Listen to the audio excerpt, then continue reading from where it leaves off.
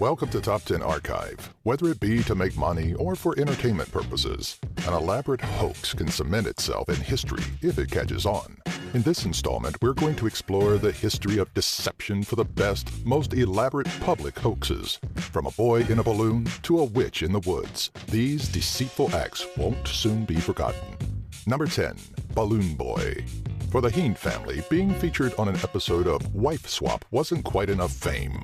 The eccentric parents, Richard and Mayumi, were known for their wild antics and storm-chasing hobby, but their fame in 2009 shifted focus when one of their sons, Falcon, allegedly took off in a silver homemade balloon shaped like a flying saucer.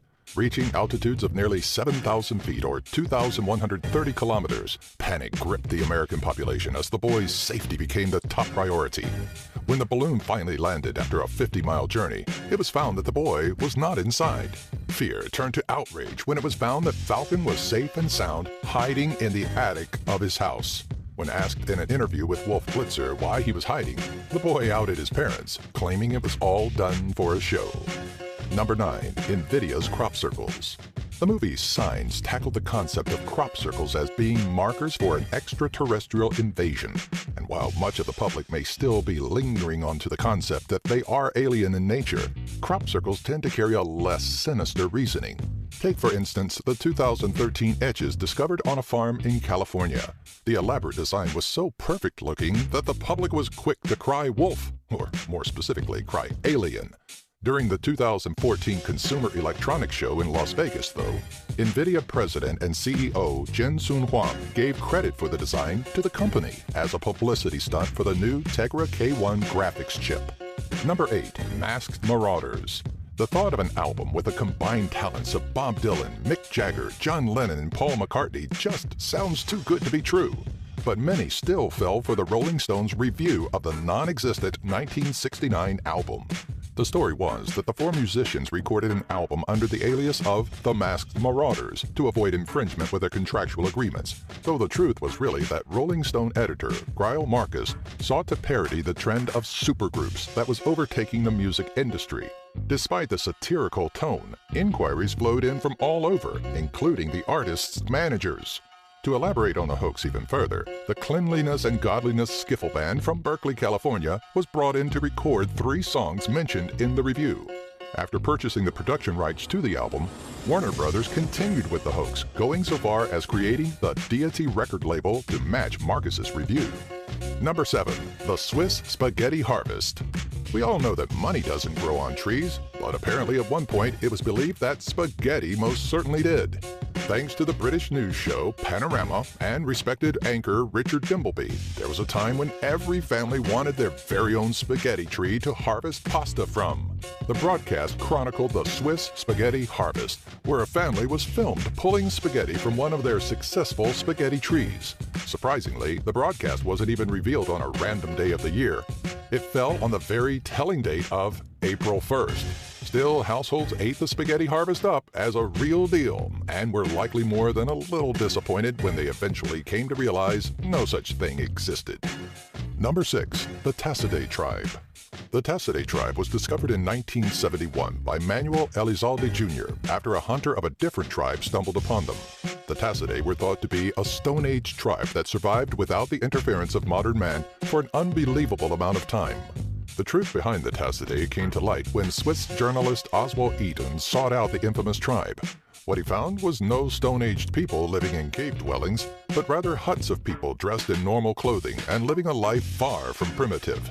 When questioned, members of the tribe stated that Elizalde put them up to the hoax, providing money and the promise of security in exchange for their cooperation. Despite the confession, it's even believed that enemies of Elizalde bribed those members to lie about Elizalde's involvement in the hoax. Truth be told, it's difficult to weed out the truth behind the Tassidae, and though they are a real tribespeople, their existence certainly does not span thousands of years. Number 5. Cambodian Midget Fighting League Mutilation. There's a lot to this story that just oozes falsities, but that didn't stop the internet and the New York Post from gripping on and taking the roller coaster to Hoaxville. In April of 2005, it was reported that a Cambodian fighting league composed entirely of little people were squared off against a fully grown lion. The 42 fighters, at the behest of the Cambodian Midget Fighting League president, were thrown in the ring with the beast after a CMFL fan claimed a lion could tear the fighters apart. Even the Cambodian government was reported to be behind the fight, accepting 50% of the commission to allow the fight to take place.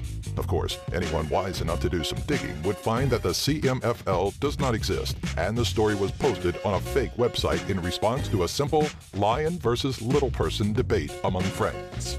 Number 4. The Alien Autopsy. Following the crash of a UFO in 1947 in the area of Roswell, New Mexico, the world has been extraterrestrial crazy. In 1995, Rand Santilli, a British music and film producer, jumped on the ET bandwagon by claiming he had footage of an autopsy of one of the Roswell aliens. According to Santilli, a retired military cameraman gave him the footage for a small sum of $100,000. The black and white film carried many inaccuracies, including improper handling of the surgical tools and the apparent rubber look to the body. In 2006, Santilli eventually confessed that the famed footage had been filmed in a London apartment and the alien body provided by sculptor John Humphreys. Despite his confession, Santilli still claims there is a video out there, though the footage was too poor for public viewing. Number 3. 37 die from marijuana overdose. In 2014, Colorado, along with Washington State, became the first states in the U.S. to completely legalize recreational marijuana. As many people thought this was going to create mass chaos and hysteria, it gave satire writers an opportunity to cash in on. An article from The Daily Current, a satire site that rivals The Onion, wrote an article claiming that the first day Colorado legalized marijuana, some 37 people died from an overdose.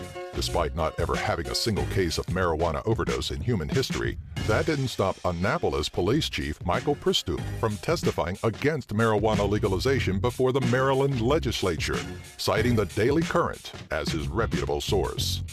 Number 2. The War of the Worlds. During a time when technology was still budding, it was fairly easy to get people to believe anything, which is partially why Orson Welles' radio drama, The War of the Worlds, put portions of the United States in a tailspin of terror and panic. Immediately after the initial broadcast of the extraterrestrial invasion, the cast of the seemingly harmless drama started to hear word of panic in pockets across the country. Suicides, stampedes, people fleeing their homes, townspeople forming mobs in the streets. Though it sounds like a clever marketing scheme, the reports of these instances that trickled in were quite real.